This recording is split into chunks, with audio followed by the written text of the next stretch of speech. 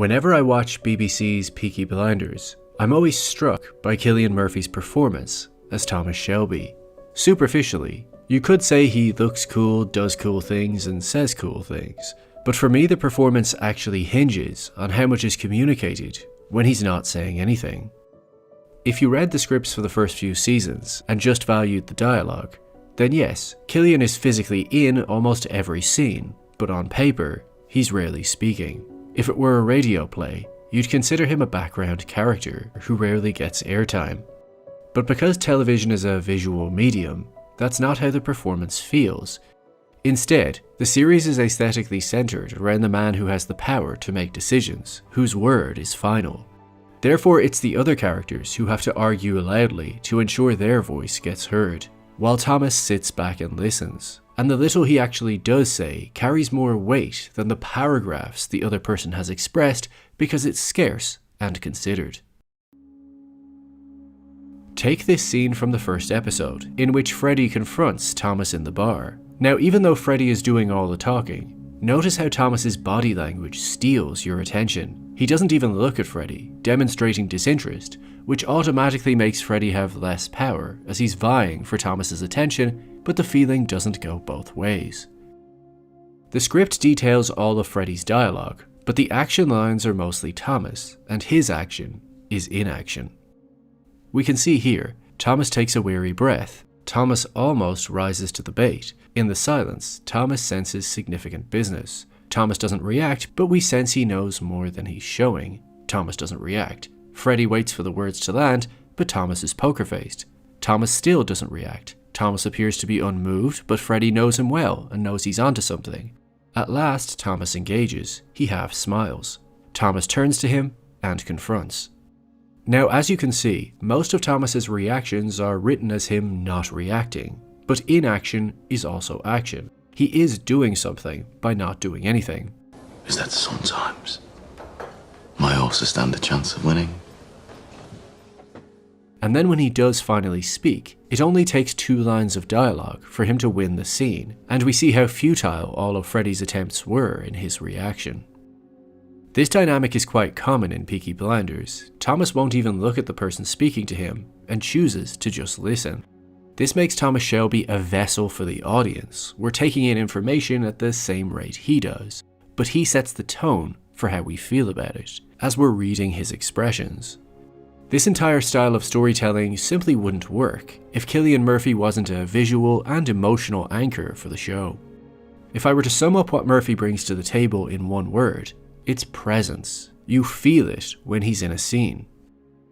Cillian plays it steady and stoic. He doesn't use any unnecessary movements. He's usually sitting or standing still, which helps us focus on the one part of him that's telling the real story of what's happening: his eyes. When I think about Thomas Shelby, I don't think about the quotes or the violence. I picture a man thinking. Given people are constantly looking to get something out of him, and he's at risk of them working for one of his enemies, decisions are never made lightly. There's a lot to consider. And Cillian shows us this thought process. We can see the wheels turning.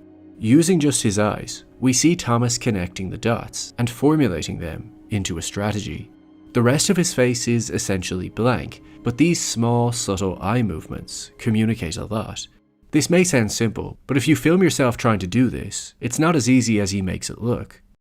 What's interesting is that Thomas's expression and emotional state decides what the meaning of the scene is. Take this scene for instance, in which he observes a Russian aristocrat indulgently eating caviar while talking excessively. You met my niece already? Tatiana. Are you in love with her yet? Even though he's asked a question, Thomas is deadpan and just sitting back figuring him out. He doesn't answer him, just inspects him. Why is he saying what he's saying? How does he want me to react to what he's doing? What's his goal of this meeting? We, like Thomas, don't know what to make of this guy yet. This shows us the power of silence and listening. The more you speak, the more you give away about yourself and your intentions.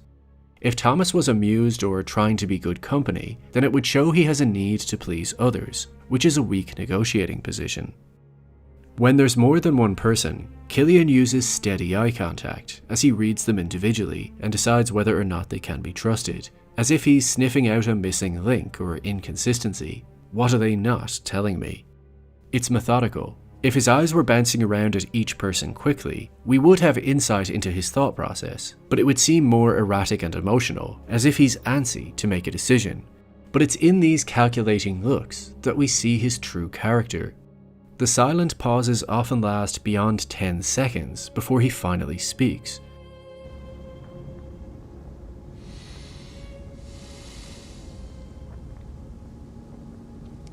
It was meant to be routine.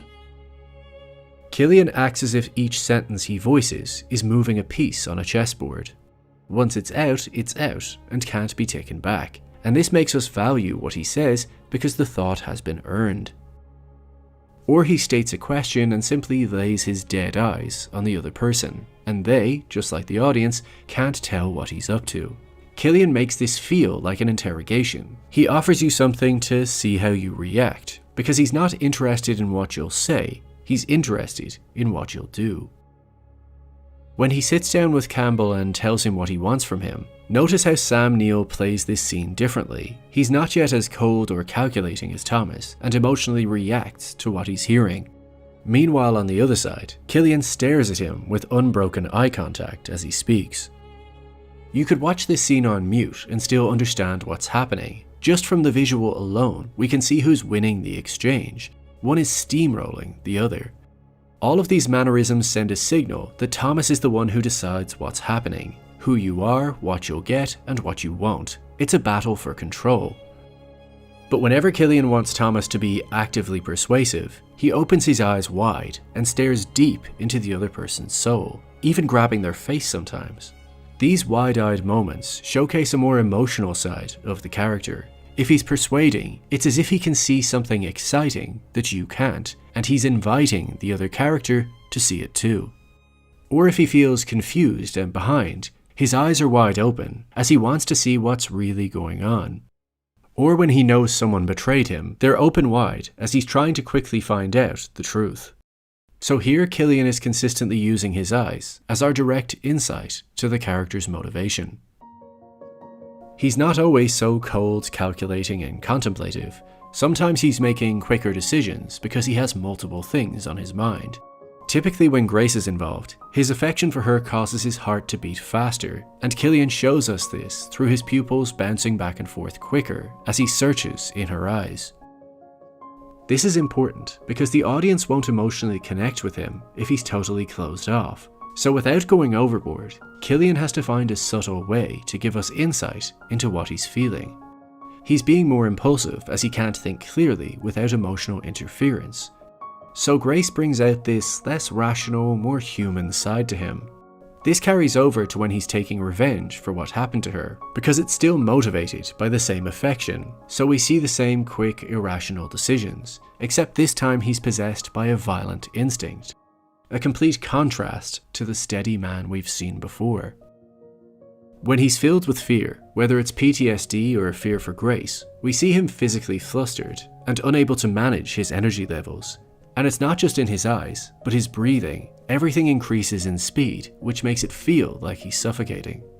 These rare moments of frantic movement show us Thomas losing control, which is an important contrast, because the rest of the time, Cillian is playing the personification of a man in control, both of himself and others. But every once in a while, the emotion slips out and captures him. Yet it's how Cillian handles moments with conflicting emotions that impresses me most, when there's this internal battle between his true feelings and his obligations. For example, my favourite is when Thomas has to explain to his son that his mum is gone and she's never coming back.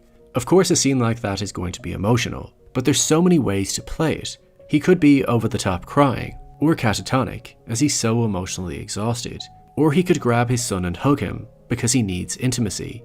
But that wouldn't really ring true to the character. What is true is that Thomas instinctively tries to be in control no matter what, and sometimes being responsible for others helps us to feel more in control of ourselves. So he chooses to play it repressed and matter of fact. Keep things the way they are.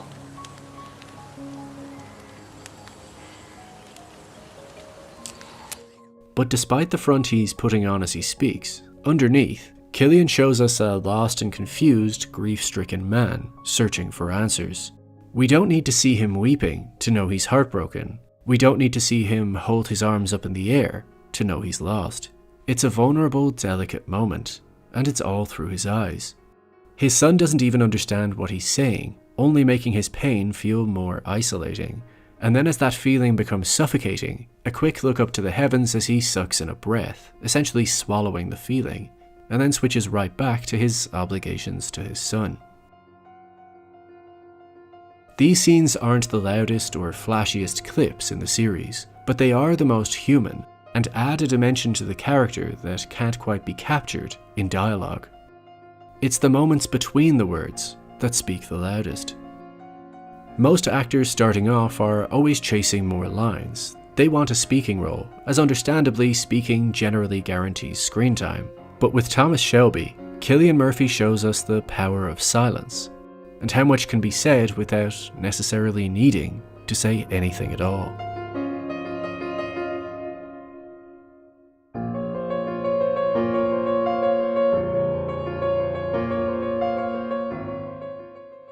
If you enjoy content like this and want to see more of it, please do consider supporting me on Patreon, as it really does make a difference to how much content I can pump out. Or if you can't afford that, then simply like the video, subscribe, and leave a comment down below to help the algorithm do its thing.